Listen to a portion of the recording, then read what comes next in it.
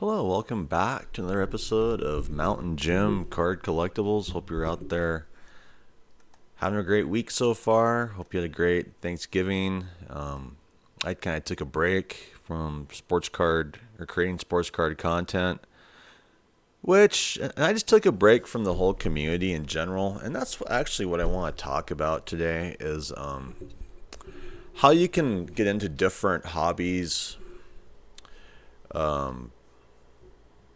You can get into different interests on YouTube. But for one reason, I don't really understand why. But one of the most toxic genres on YouTube tends to be sports cards. And I just say that because I'm constantly seeing sports card creators attacking other sports card creators. And you typically don't see that in other genres. You might see a guy, bringing up, an influencer here or there, maybe they're on Twitch or something, a gamer and they're not a very great person. But for the most part, I don't watch a lot of sports card content anymore. I'm literally just kind of making it now. I have a business where I sell sports cards, and what I noticed about stepping back from watching sports card content on YouTube is I enjoy the hobby more.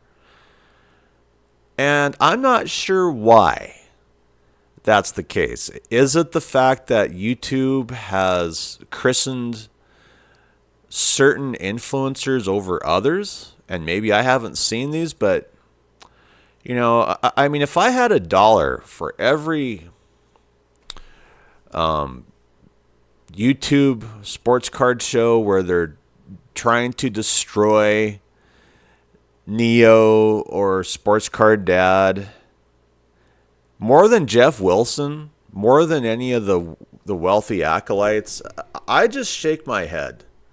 I like Sports Card Dad. A lot of people don't. I don't watch a lot of content, to be honest. But Sports Card Dad, he's positive, for the most part. And if there's something going on, he brings it up. And that's what gets me about this hobby is people would rather have Sports Card Dad always just be a positive banner. But I think that's the problem with this hobby is how these expectations of influencers always tends to be bend the knee to tops, bend the knee to breakers, bend the knee to this, bend the knee to that. And if you dare speak out against any of it because it's too expensive or this and that, well, some fellow sports card influencer who owns or is a breaker or is part of a breaking business or whatever is going to come out and destroy you because, that's what a lot of sports card collecting is. It's not really collecting. It's just this kind of you have to continue to buy into every set that's released throughout the year, and if you don't, you're a loser. And a lot of these big breakers like to push that, and maybe that's what they're all about. But overall, I took a break through the week from the hobby. Yeah, I was still selling sports cards. Yeah, I'm still listing sports cards. Yeah, I'm still doing my thing on eBay. Yeah, I'm still going out and looking at purchasing sports cards at my sports card shop, Target, wherever, online. I'm not watching any sports card influencing shows. I have a different channel. When I sit and watch stuff on YouTube, I guess I like to watch reaction video stuff. That's kind of what my other channel's kind of leaning into. It's just more fun. Than watching sports card content of people just destroying each other, and pretending things aren't the way that they really are. Breaking, I used to love watching breaking, but if you watch enough breaking, like Striker Breaks, don't get me wrong, I'm subscribed to Striker Breaks. He's one of my favorites to watch, but the downfall with Striker Breaks is he typically is always ripping baseball, And it just feels like Topps has to come in and repolish the turd again and repolish the turd again. And, oh, now we have a more expensive turd. And, oh, now we have this rookie to chase. And then the next year that rookie isn't doing good and he's just completely forgotten. And, and through set after set after set after set, you have, breakers chasing the same rookie. The rookie doesn't turn out and they're just forgotten. The Julio Rodriguez chase really stands out back in 2022. What a big chase Julio Rodriguez was.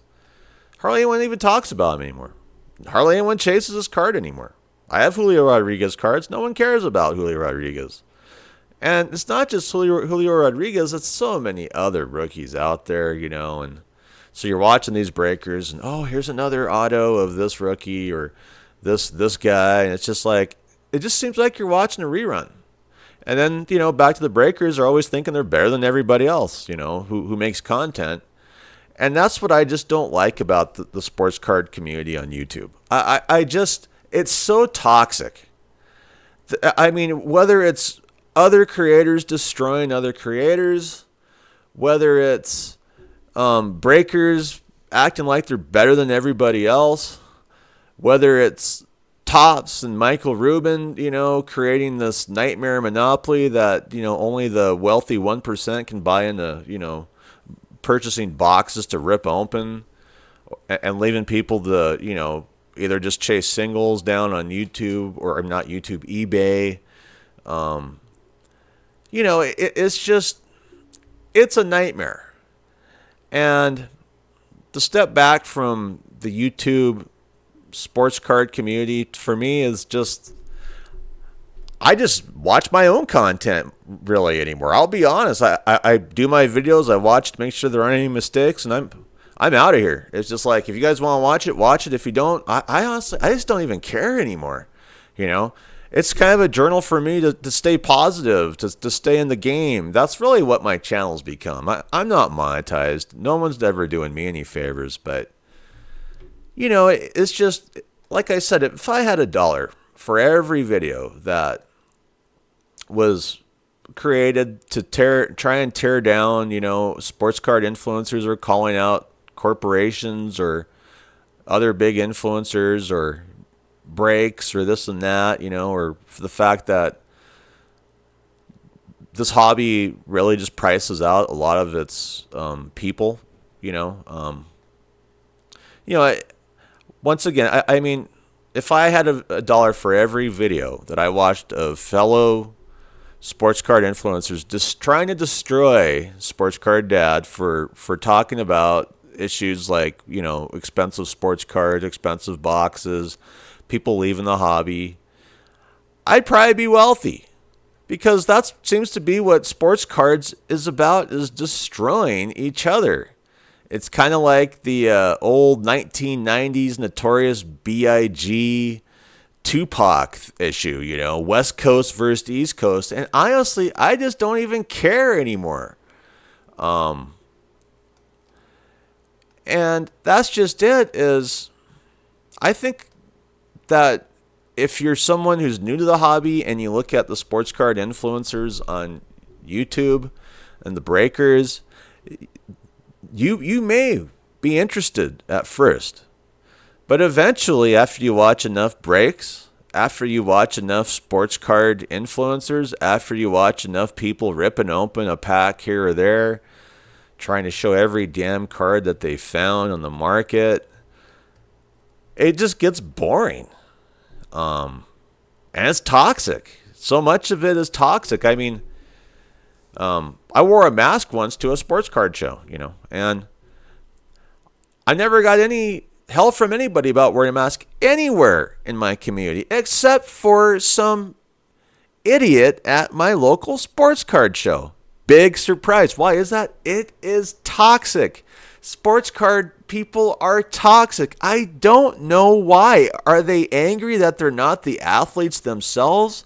Are they angry that it's this continual, never-ending story of chase card after chase card, and so much important stuff gets forgotten? Important players are just swept under the rug? Yeah, I think it is. And that's why I like to think of the sports card influencer empire as an empire of cannibals. You just cannibalize each other to the point to where people like me are just screwed. I'm just making my own content. I'm not even watching this other content anymore. You can have a millionaire, billionaires ripping open more packs every day and everyone else is flocking to it. It's just like, it's never going to do anything for me. Back to watching TikTok reaction videos. Back to making my other channel, which I don't, maybe I don't get as many views. I don't have as many episodes, but it's just a refreshing community to do something else. And what I found is this was the most amazing thing, is what I found is I am more interested in sports cards by not watching breakers, by not watching fellow sports card influencers. I'm not even a sports card influencer. By watching sports card influencers, I wake up in the morning, I get my sales or whatever. I'm not watching the sad sacks about, these eBay sellers not making their sales. And I'm just living my life. And it's nice, I guess, to block out all the bad, toxic information that comes from from sports card influencers in general.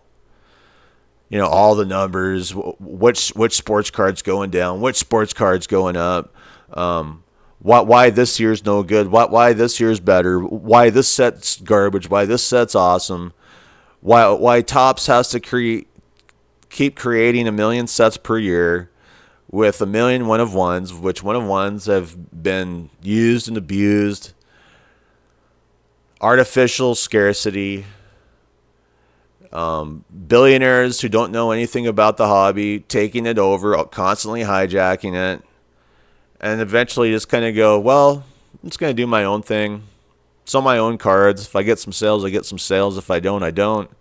I'm not going to allow all the negativity from YouTube to spoil it, And so much of it does spoil sports cards, is all the YouTube negativity. And I just wish it wasn't that way. I wish that we could have a hobby where people are nice to each other. I mean, if you see the videos I create, how many thumbs down am I getting on the stuff? And I'm creating the stuff, I'm doing it, but that's just the nature of the hobby, is to come in and try to destroy each other. And that's the part of the hobby that I just kind of go, you know what? I just kind of stepping back.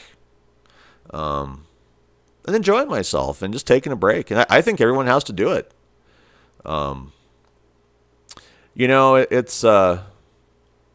It's sad that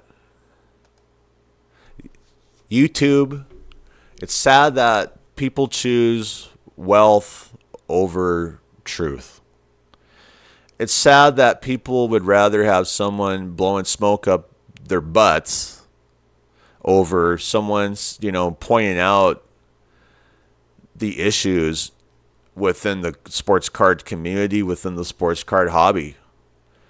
And yeah, there's been a lot of people who entered this hobby, and there's been a lot of people who tried it out, put their toe into the water and decided it's not for me. And I can fully relate to you if you're one of those people. I mean, like I said, the sports card hobby is toxic. Sports card influencers are toxic. Sports card breakers are toxic. Eventually, you just may be like me, to where you're just some guy creating your own stuff, not even watching anything else. Why? Because you stay positive. Once you begin to watch all the other people tearing each other down, tearing all these influencers down, tearing, sticking up for the wealthiest of the wealthiest, eventually go, you know what? It's just not for me. Anyway, hope you enjoy this episode. I'll probably start making more episodes. It's just, like I said, I need to take a break. And Thanksgiving, I'm not monetized, so it's a great holiday to take a break at, and if you're one of these people, who's burned out from sports cards, maybe just step back from the YouTube influencers and just do your own thing for a while. To me, it's a happier place to be. Anyway, I'm out of here. Bye.